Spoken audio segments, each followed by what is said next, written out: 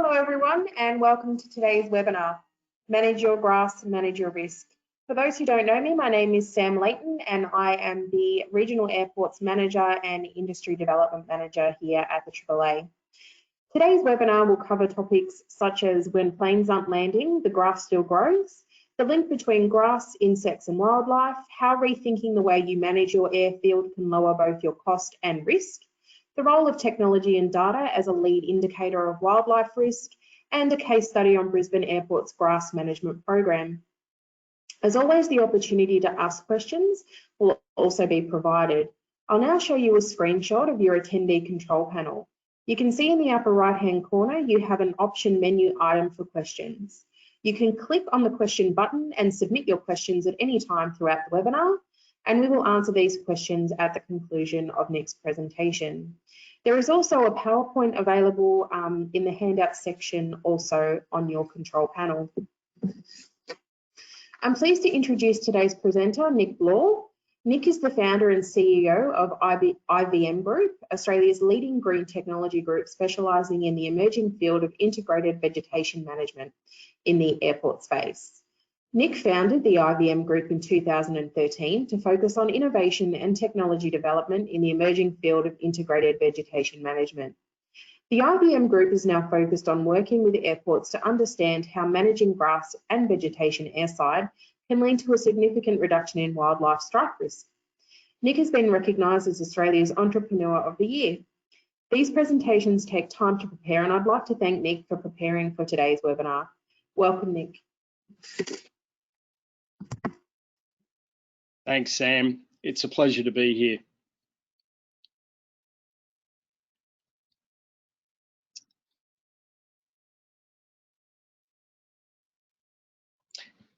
I'd like to acknowledge Sam and Erin and James and the team at the AAA. It's a real privilege to be with you here today.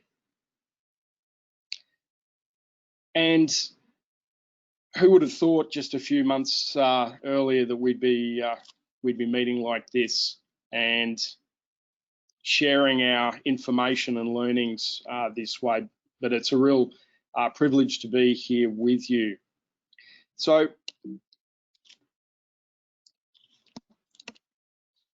our agenda here for today is to talk about COVID and the new normal, the wildlife challenge, and the opportunity to drive efficiencies and reduce risk. And then we'll move into a case study of Brisbane Airport, and that's from 2016 through to 2020 through to current day. And as Sam mentioned, we'll have some time for a Q&A. So of course, as we know, the after COVID, or AC world as it's being called, is going to be very different to the BC world. And while we don't yet know how long it's going to take or even exactly what it's going to look like, for the aviation industry and in particular for airports, the after COVID world is going to be a new normal.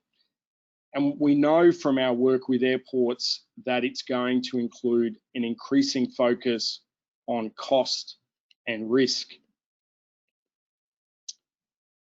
But what we do have right now is an opportunity, and a unique opportunity, to think differently about reducing risk, driving efficiencies, and the opportunity of doing more with less. Now, what we all know is that airports are complex environments. Coordinating aircraft movements, CASA-required maintenance activities such as line marking, grass cutting, and FOD management are complex and time-consuming. And airfields are also typically large. It's not unusual for an active airfield to easily accommodate the equivalent of 100 Melbourne cricket grounds.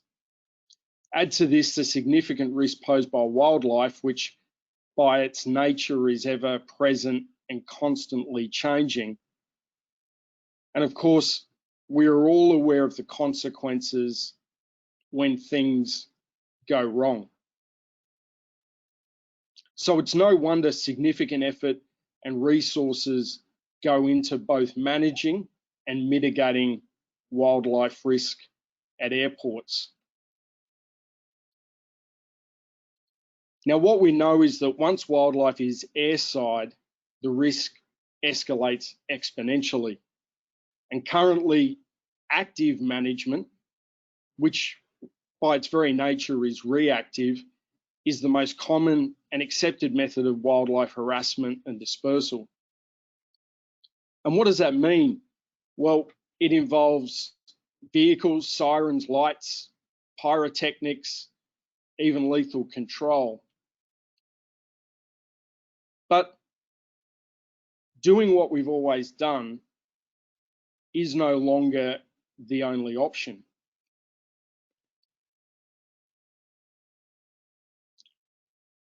So in the past, there's been lots of focus on managing the wildlife, but much less focus on understanding why the wildlife is airside, and importantly, what can be done about it.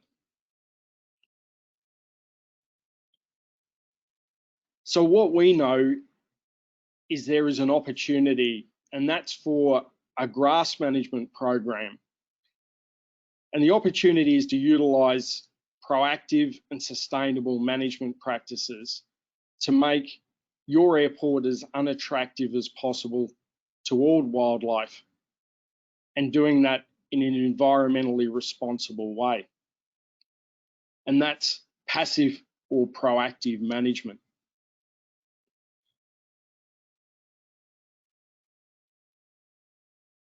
And the question of why is the wildlife airside?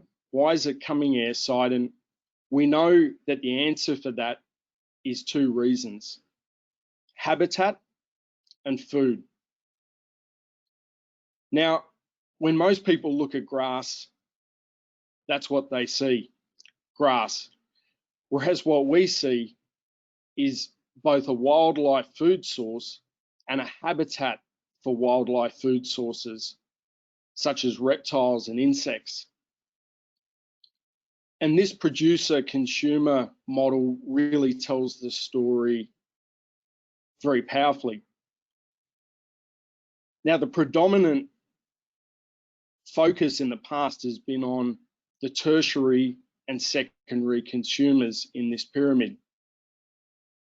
But what we know is that the primary consumers, and particularly the producer level, is really the cause of the issue.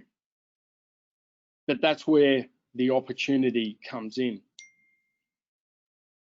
Because when we get to understand the association with the producer and the various consumer levels of the pyramid, it tells a really powerful story. And we can see here with this food web that the interrelationship between the producer level and all the various consumers, once we understand that, we can really do something quite powerful about it.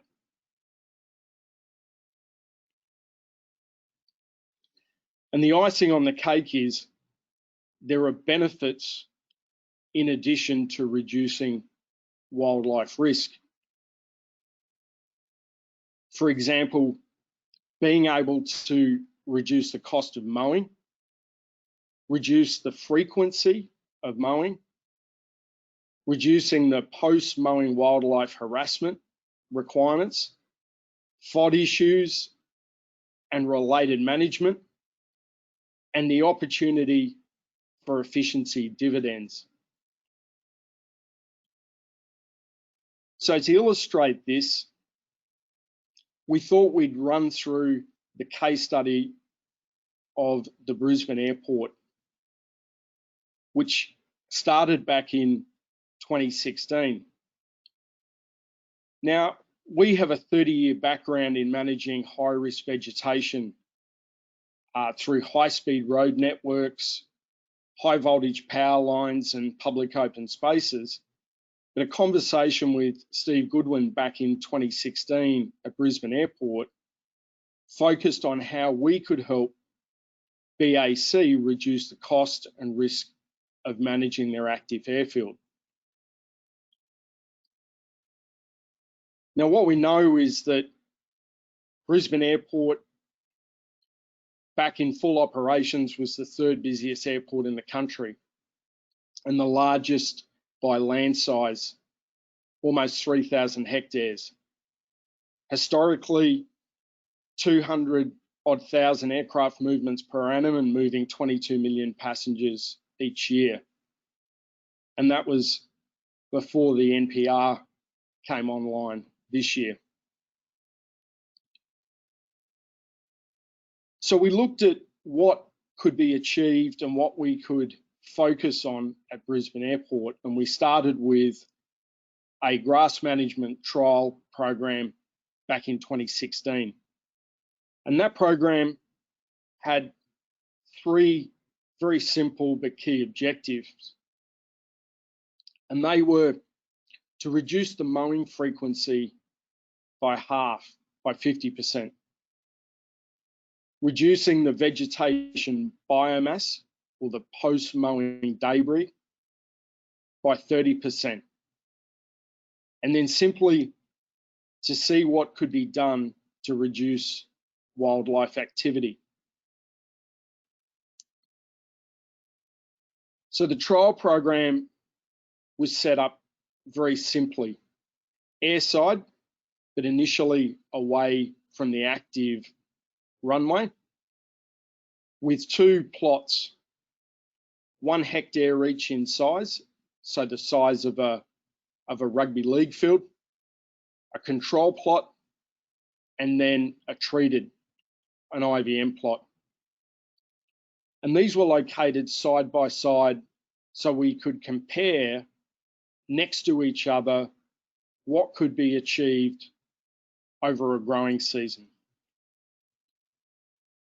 Here's some on-ground images of what was there during the trial program. And you can see on the left of screen, there's high biomass weedy grasses, which are scattered throughout the airfield. And then also broadleaf weeds of various species. And importantly, wildlife attracting plants like this vetch plant here, which we know is a significant attractor of wildlife, birds specifically, during its period of flowering and fruiting. And then also bare areas, so we could monitor the additional cover of vegetation throughout the trial program. So looking at the conclusion of the growing season trial, this is an image taken where the two plots intersect, the control plot on the right and the IVM plot on the left. Importantly, the plot on the right was mown 2 weeks prior to this photo, but the plot on the left was mown 2 months prior to this photo.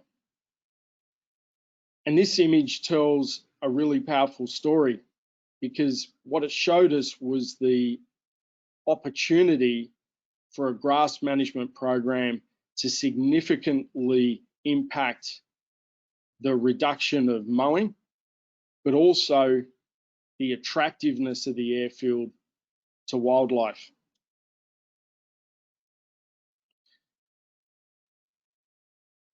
So the results of that trial program, and remembering back to the 3 key objectives to reduce mowing frequency. So our target was to reduce that by 50%, During the trial program, the mowing frequency was reduced by 73%. The vegetation biomass target was 30%, and that was reduced by 49%. And we were looking for a reduction in wildlife activity, and observations showed that wildlife activity was visibly reduced. So based on the success of the trial program, we set about understanding how what we had learned could be applied to reduce cost and risk in managing the active airfield. So we moved into phase 2, which was a 5-year grass management program on the active airfield at Brisbane Airport. Now that started with a very important piece of work, and that was understanding the vegetation species composition around the active airfield. So what we did after the surveying of those species, we produced a series of heat maps. And there's 2 of them displayed on your screen here today. The heat map on the left shows the broadleaf weed cover. And you remember back to the previous on-ground slide showing the on-ground infestation of broadleaf weeds. So this map on the left here shows the pressure of those broadleaf weeds and the composition. And so the darker red shows the higher densities of broadleaf weeds. The heat map on the right shows undesirable grass cover pressure. And again, the darker the color, the higher the concentration of undesirable grass species cover. And importantly, we were looking for undesirable cover that was undesirable from both a wildlife attracting perspective, but also an intensity of management perspective. What was interesting was when we overlaid these heat maps with the wildlife data, the historic wildlife data around bird counts and bird strikes, it told us a really important story, and that was that the areas with the highest percentage of broadleaf weed and undesirable grass cover also matched the areas with the highest historical bird counts and, importantly, the highest bird strike numbers. Now, interestingly, as many of you may know, Brisbane Airport also has a very unique challenge with an introduced wasp species, a Brazilian keyhole wasp. And one of the unfortunate things about this particular species is that it's remembering why are our wasps, why are any wildlife airside, and it's habitat and food. And the Brazilian keyhole wasp is no different. And it found habitat, a place for it to nest in aircraft instruments, and particularly pitot tubes used to measure airspeed on aircraft. And you can see here on your screen a keyhole wasp taking in a caterpillar, which it uses as its food source, into a dummy pitot tube on airside at Brisbane Airport. Now, once we understood the food source that the wasp was seeking, in the same way as we could do something about that with the birds, we discovered we could do something about that with the wasps also.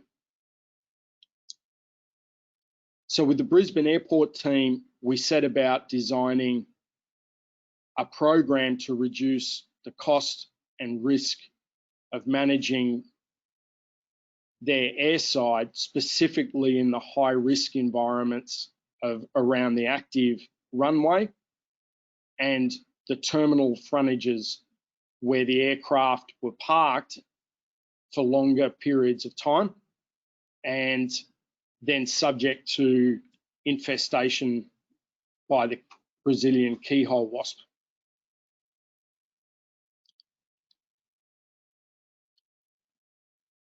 So the grass management field program, as opposed to the initial trial program, had some very clear objectives, and they were to reduce the wasp activity near the terminals, reduce the bird activity near the main runway, reduce post-mowing harassment, wildlife harassment, reduce mowing frequency, and reduce post-mowing debris or FOD. So the elements of the program are displayed on your screen there. As you can see, they started with the species survey and they were displayed in the heat maps we saw a moment ago. We then ran data analysis, set the site-specific objectives and key performance indicators, developed the field program. We carried out a round of internal stakeholder reviews, training with the Brisbane Airport staff.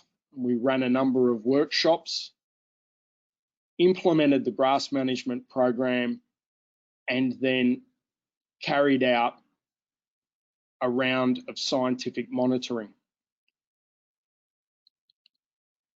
And you can see here the scientific monitoring involved both vegetation surveys at set monitoring points around the active airfield in both the treated or program areas and also in the untreated or what we call the control areas. And we also had a very unique tool at our disposal, which was the TrapView insect monitoring stations, which you can see here on your screen. And these are a connected device with a unique view on the world.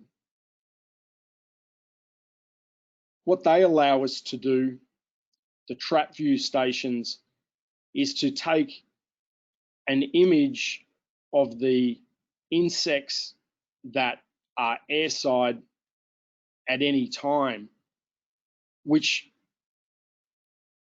acts as a very powerful tool as a lead indicator of insect pressure and gives us a view of wildlife risk in real time.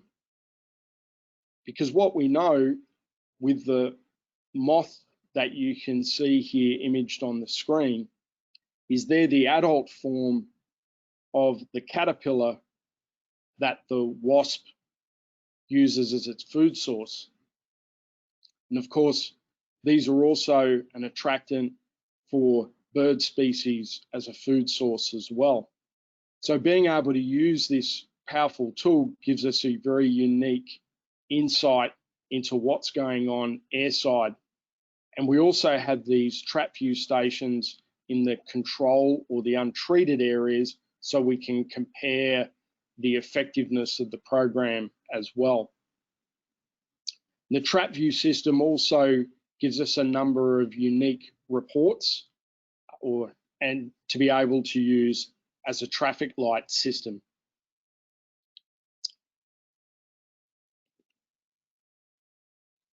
So we've just wrapped up year one of the 5-year field program. That was on the 30th of June. And here are the key outcomes from the first year of that program. So wildlife strikes, we've had a 40% reduction in confirmed wildlife strikes from the previous financial year, a 30% reduction in confirmed wildlife strikes based on a 3-year average, an 18% reduction in wildlife recorded within the program areas based on a 3-year average. So that's the bird counts that are done each day. A 50% reduction in wasp activity from the previous financial year. And importantly, a $93,000 saving in the cost of mowing as well, from a reduction in the mowing frequency. So with a full year of the field program successfully completed, year 2 of the program took off on the 1st of July. And we're very excited to be working with the Brisbane Airport team through this very challenging time for them to seek positive reductions in both cost and risk at the airport.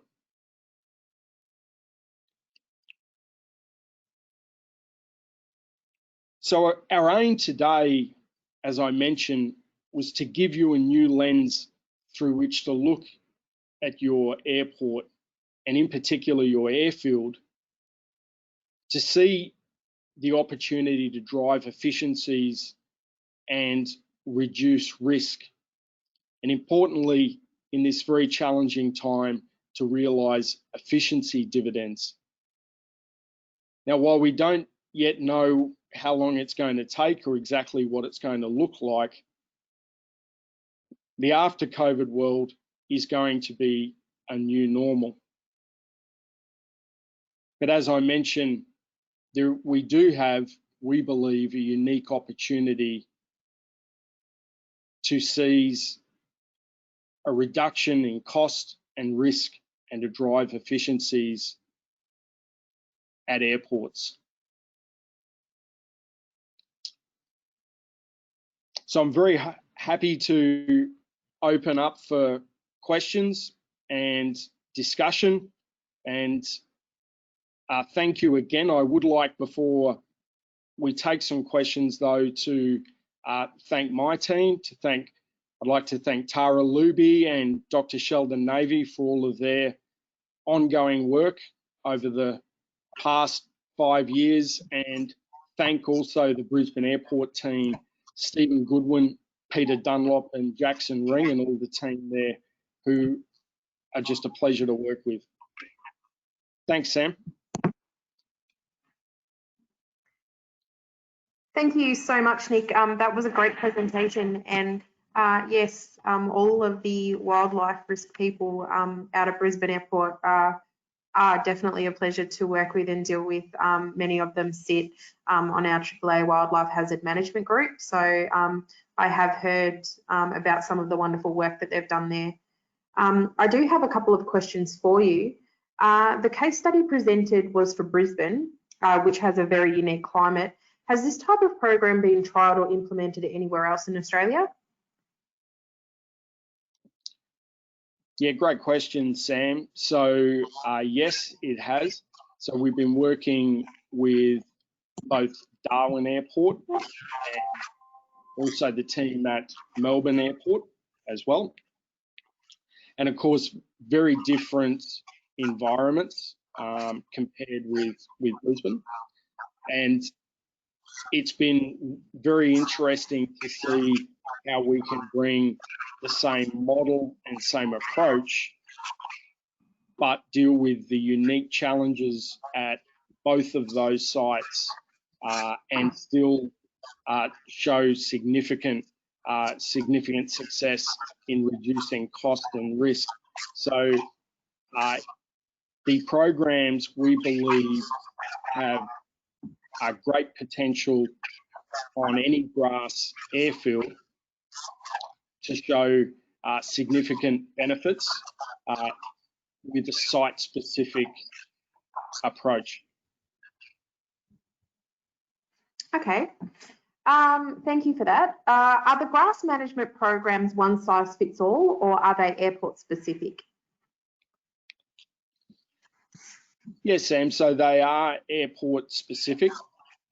The approach and the model is the same, but they are specific to the particular challenges at each airport.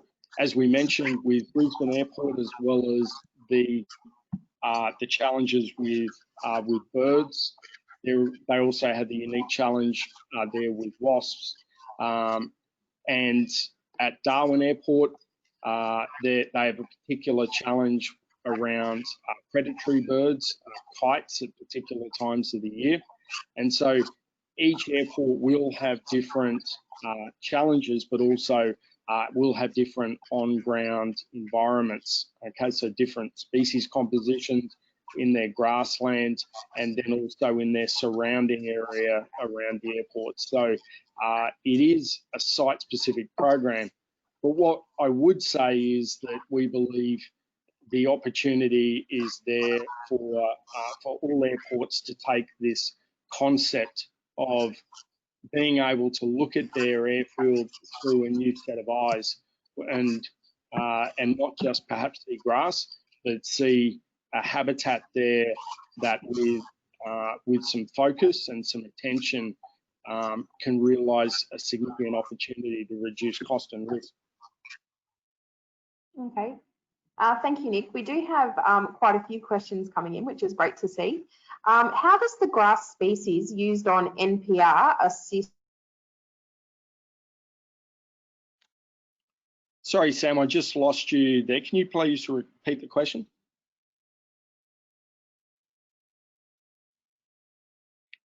With this approach?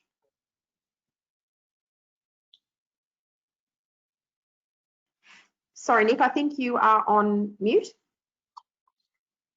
Can you hear me there, Sam? I just lost you for a moment. Were you able to hear my question at all? No, if you can repeat that. Oh, I can hear you, sorry. So the question was, how, no worries. How does the grass species used on NPR assist with this approach? Yeah, so the grass species that has gone on ground in the NPR is a hybrid group, a hybrid green couch variety, and so that is a monoculture there, which then removes the challenges that we have with mixed species, so high biomass grasses, and also broadleaf weed, which are an attractiveness to wildlife. So with having a monoculture there at the NPR that has a number of doesn't have a number of the challenges that are there on the active airfield, improves and really gives us an environment that is easier and less of an issue to manage. Okay, thank you, Nick. We have another question as well. So with an aim to reduce vegetation biomass for grass management, but wanting to increase biomass for renewable energy, are these mutually exclusive? Yeah, it's an interesting question. So one of the tools that we utilise within the Brisbane Airport program is a growth reduction tool. So think about that in the way of rediverts the energy of the plants from upright vegetative growth into the root system and into lateral growth to reduce bare area cover. So what that does is reduce the amount of post-mowing biomass or clip that has the potential then to become FOD. So in that situation, we're looking for a reduction in overall biomass. If that wasn't an issue, which if we think about that in a different environment without the heavy growth that the subtropical climate has in Brisbane, we may choose to not use a growth regulator tool at all, or only to use that in specific parts of the year. And so but we could still use other tools like a weed control tool to remove the broadleaf weeds, or to use a selective insecticide to manage the insects. So it's very specific upon the outcomes that each airport is looking to achieve. So not necessarily mutually exclusive, no. Okay, great, Nick, thank you. We've got Anthony from Western Sydney Airport who's asking if building a new airport, in building a new airport, is there particular grass types or species they should be looking at planting? Yeah, absolutely. And I know the team at Brisbane Airport with the NPR spent a lot of time and thinking very carefully about the species that was installed there, and undertook a number of trials. And ultimately the species that was selected was selected for its suitability to that type, to that area, and also the soil type. So I would say for Anthony, yes, there needs to be some serious thought go into that, and really it's about understanding what the objectives are, both from mitigating wildlife risk, also the cost of management, and then also looking at its suitability for the particular site conditions there, the soil type, and then the environment. And I know that the Brisbane Airport team be happy to share some experience there as we would. Well, thank you so much, Nick. That's great. We've just got two more. So is this management process only being utilised for airside areas or also grasses landside that are nearby? Yeah, great question, Sam. So our focus at this point has been airside, and that's where due to the risk elements and also the cost elements, but absolutely there is potential to utilise the same or a similar process to landside areas. What we know is that landside areas obviously provide a significant habitat for wildlife, and then also a significant cost to manage. As I mentioned, the Brisbane Airport total site is almost 3,000 hectares. However, the airside of the previous active runway was 300 hectares, and that's effectively been doubled with the NPR coming on to 600 hectares. So the point is there's still a significant area there under management that's landside, that obviously poses a habitat for wildlife and a cost to manage.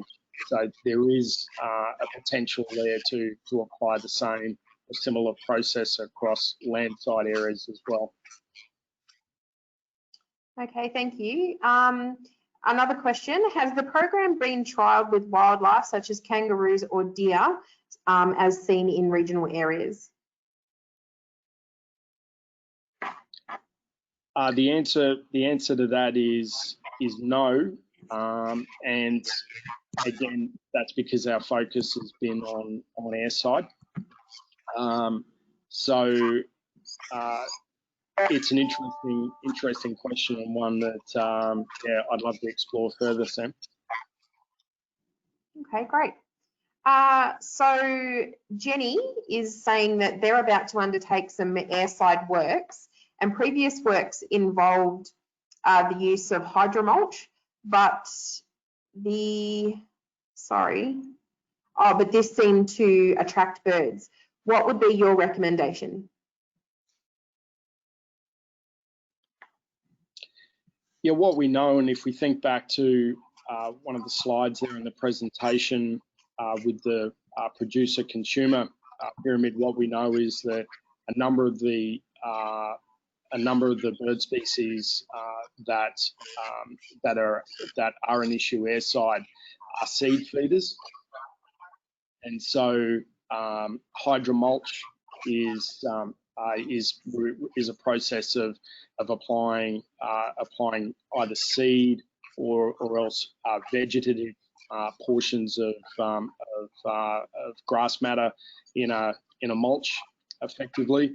So by its nature, it can attract wildlife, and so there is an option there. And what I would suggest is there's some thought to an insect management program as part of that, which will reduce the insects feeding on the seeds, and then that being an attractiveness to wildlife. But perhaps looking at a vegetative hydromulch, so portions of plant matter, as opposed to seed hydromulch would be my recommendation. Okay, great. This is more of a comment rather than a question. So why don't airports just install artificial grass on the runway strip? I'm not sure. Interesting question, isn't it? So, hey, look, I'm not an engineer, but what I can say is that at Brisbane Airport, with 600 hectares now airside, that there is both there's both a water management issue as far as capturing water and processing water that natural vegetation is adapted doing, but also for aircraft that may, from a safety point of view, off runway. Of course, vegetation has some particular elements which make it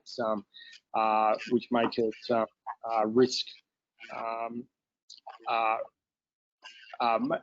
Make it an environment that's considered low risk. So I think that that artificial turf on an area over 600 hectares may have some other issues as well. Yeah, thanks for that, Nick. And last question. There has been some work done in New Zealand with the introduction of a grass species, monoculture. Is that what this is?